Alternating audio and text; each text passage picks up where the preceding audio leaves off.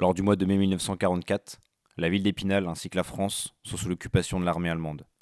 Afin de préparer leur débarquement, les Alliés préparent le terrain en menant des opérations de bombardement de grande envergure, ayant pour but de détruire des infrastructures utiles aux Allemands. Le 11 mai 1944, ils décident de bombarder le périmètre de la gare d'Épinal, causant alors de terribles dommages. Ils bombarderont de nouveau Épinal le 23 mai 1944. Dans ce podcast, nous allons, grâce aux témoignages de personnes ayant connu cette époque, vous retracer l'histoire de ce triste jour du 11 mai 1944.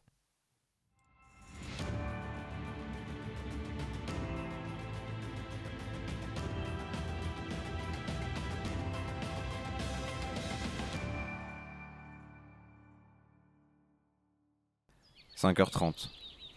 En cette matinée du 11 mai 1944, les rayons du soleil viennent doucement éclairer les bâtiments de la ville. La météo annonce un temps merveilleux pour cette journée. Ici, pas de chant du coq pour lever le pied du lit. Ce sera le tumulte des bottes allemandes résonnant sur le pavé de la rue qui se chargera de vous arracher au monde des songes. L'autorité allemande répond des pleins pouvoirs sur Épinal, et c'est sans scrupule qu'elle l'a fait appliquer à qui ne s'y soumettra pas. C'est dans ce climat de peur que les Spinaliens vivent depuis plus de 4 ans. Mais pas le choix. La vie doit continuer et chacun s'efforce de survivre comme il peut. Le petit Jean, âgé de 3 ans, se réveille dans la maison de sa grand-mère. Tout le monde dort dans la même pièce, histoire de se donner du courage, dans ces temps troubles. Son père est déjà levé. À travers les fenêtres peinturlurées de bleu, il observe discrètement les patrouilles allemandes. Le ventre de Jean gronde. Il a faim, et sa faim est compréhensible. Rationnés, les Spinaliens voient leur repas être de moins en moins copieux, et la nourriture devient une denrée rare et précieuse. Mais fort heureusement, la veille, une de ses tantes avait fait l'aller-retour vers Bain-les-Bains, pour y faire quelques transactions au marché noir. Bien cachée sous la poussette du petit Jean, elle avait ramené de généreuses tranches de lard et quelques saucisses troquées contre plusieurs bons de tissu. Source principale de nourriture pour toute la famille, ces quelques morceaux de viande suffisent à calmer les grondements du ventre de Jean. Un peu plus haut dans la ville, le salon de coiffure de la famille Rivière ne va pas tarder à ouvrir. À l'intérieur, le jeune Julien observe sa mère. Caché derrière un rideau, il utilise ses compétences de coiffeuse pour effectuer une tâche bien dangereuse. Assis sur le siège en dessous d'elle se trouve un homme de grande taille, avec un visage blafard et amaigri. Il semble sur ses gardes et ne cesse de jeter des regards en direction de la vitrine du petit salon de coiffure. Julien ne comprendra que plus tard qu'il s'agissait d'un homme recherché par l'armée allemande. Un maquisard, comme on les appelle. Pour lui éviter le sort funeste que lui réserve la Gestapo s'il est attrapé, la mère du jeune Julien s'occupe de lui teindre les cheveux pour lui assurer quelques instants d'anonymat supplémentaire. Midi vient à sonner. On sent les assiettes sur la table. Plus pour se donner l'illusion d'un vrai repas que pour une réelle utilité, car aujourd'hui encore, elles seront pratiquement vides. Menu du jour, pain de maïs, comme hier, comme avant-hier. Et pourtant, quand on regarde par la fenêtre, on peut en voir de la nourriture. Un camion descend la rue. À son bord, plusieurs cochons, des veaux, des poules et même des patates. Mais il n'y a qu'à regarder le véhicule pour comprendre qu'aucun Spinalien ne pourra accéder à ces ressources. Obtenue par la force chez les paysans du secteur, cette cargaison finira dans les assiettes de l'armée allemande. Au niveau du quai de Deugneville, Huguette se contente de ce repas, qui est toujours mieux que ce qu'elle avait avant à Marseille, où là-bas, seul l'air que vous respirez vous sert de repas. Ici au moins, elle peut trouver de quoi nourrir sa petite fille de 2 mois. C'est d'ailleurs l'heure de la sieste pour la petite. Pour lui permettre de rejoindre le monde de Morphée, Huguette décide de sortir faire une promenade en poussette.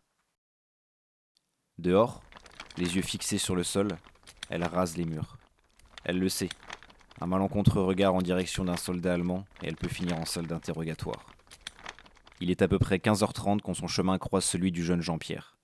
Accompagné par son frère et son grand-père, ils partent pour la bibliothèque de la maison romaine. Ils viennent ici chercher un peu de réconfort dans la lecture, afin de s'évader de la morosité de ce quotidien. Soudain, la sirène de la ville alertant d'un bombardement imminent retentit.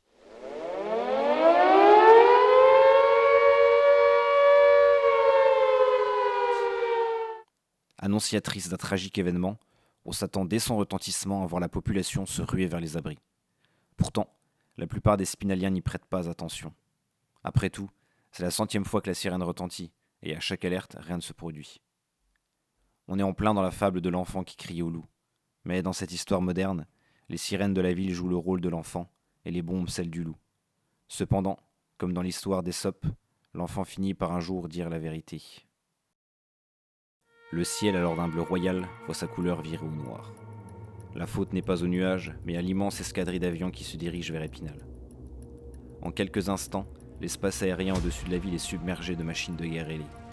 Et réfléchissant la lumière du soleil, elles peignent un obscur tableau, celui de la mort venue du ciel. Le son qui s'échappe de ces monstres de métal glace le sang et semble annoncer le requiem de ceux qui l'entendent. Tout ceci n'est pas normal, et sentant alors un réel danger, les Spinaliens se ruent dans les abris à proximité. Le jeune Jean-Pierre sur le dos de son frère court le plus vite possible alors que les premières bombes tombent du ciel.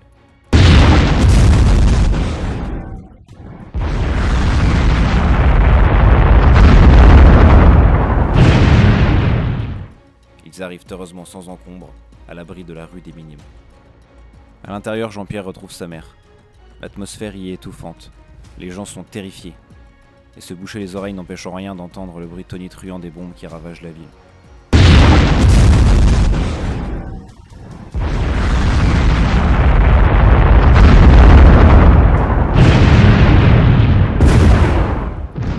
Une soldate allemande remarque le jeune Jean-Pierre paniqué. Empathique du sort de l'enfant, elle essaie de le prendre dans ses bras pour lui apporter un semblant de réconfort. La mère de l'enfant la fusille du regard et ne la laisse pas toucher un cheveu de son fils. Guère plus loin, au niveau de la mairie, Huguette et sa fille ont pu elles aussi trouver refuge dans un abri, celui de la mairie. Alertée par un passant qui lui indiqua l'entrée de l'abri, elle échappa de justesse à la descente des bombes. Dans cet abri, l'atmosphère est identique à celui de la rue des Minimes. La peur est maître en ces lieux. Les gens imaginent déjà que l'abri sera leur tombe. Pour Huguette, la peur devient encore plus forte quand elle pense à son mari se trouvant aux abords de l'épicentre des bombardements. Les secondes semblent être des minutes, et les minutes semblent devenir des heures. Et pourtant, après seulement 15 minutes, la dernière bombe touche le sol et les avions quittent le ciel d'Épinal. La population sort avec prudence des abris, et le paysage qui se dessine devant eux n'est plus que désolation. La ville a subi un déluge de bombes. Le quartier autour de la gare est tout particulièrement touché. Les bombardements avaient pour objectif de neutraliser les chemins de fer menant à Épinal. Le terrible bruit des bombardements s'est alors mué en une cacophonie de hurlements. Partout dans la ville, on entend des gens qui hurlent, des parents qui cherchent leurs enfants, des femmes qui cherchent leurs maris, des enfants qui cherchent leurs parents. Des cadavres de malheureux qui n'ont pas pu s'abriter jonchent le sol. Certains complètement ensevelis sous les décombres des bâtiments pulvérisés. On rassemble un maximum de monde pour venir en aide à ceux qui seraient encore en vie sous les amas de pierre. La jeune Andrée fait partie de ces secouristes. Avec sa brigade de scouts, elle commence les recherches. Il est très difficile de manœuvrer au milieu des décombres, et d'autres bâtiments menacent de s'effondrer, mais on essaie tant bien que mal de déplacer les débris. Personne ne jettera l'éponge, et il y a des vies en jeu.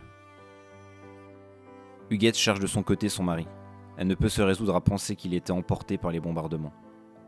C'est alors qu'au milieu de la poussière, en criant le nom de son époux, qu'un homme se retourne. C'est lui. Il est sain et sauf.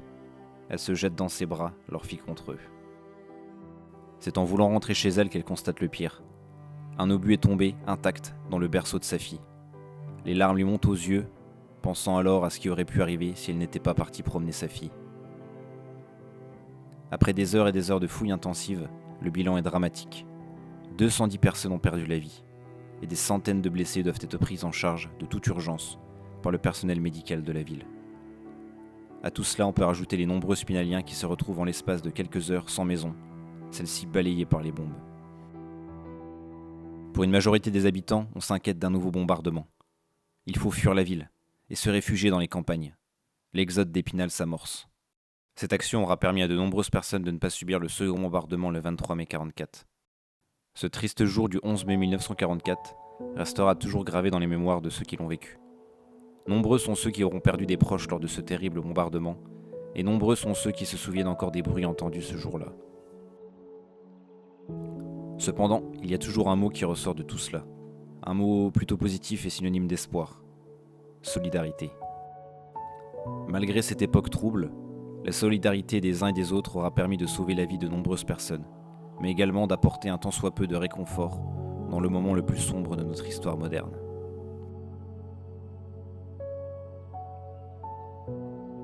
Ce podcast vous a été proposé par le Pays d'Arrêt d'Histoire du Pays d'Épinal Cœur des Vosges, en collaboration avec la ville d'Épinal, réalisé et compté par Corentin Stoéclé. Nous adressons nos remerciements aux personnes ayant accepté de témoigner sur cette époque, permettant ainsi la réalisation de ce podcast et entretenant la sauvegarde de la mémoire. Alors moi, les bombardements, ce que je me rappelle surtout, c'est les sirènes. Les sirènes. Il m'a pris sur ses épaules et on a couru déjà sous les bombes jusqu'à la rue des Minimes, puisqu'on habitait rue des Minimes. L'effet que ça nous faisait, ils ont commencé à larguer les bombes au-dessus de nous. Alors ça faisait une drôle d'impression parce que comme ils les lâchaient, on croyait qu'elles allaient tomber sur nous, puis elles partaient comme ça. C'était gosse quand même, hein. Là, on avait 10 ans. Des détails comme ça précis, je pense, quand on est gamin, c'est très visuel.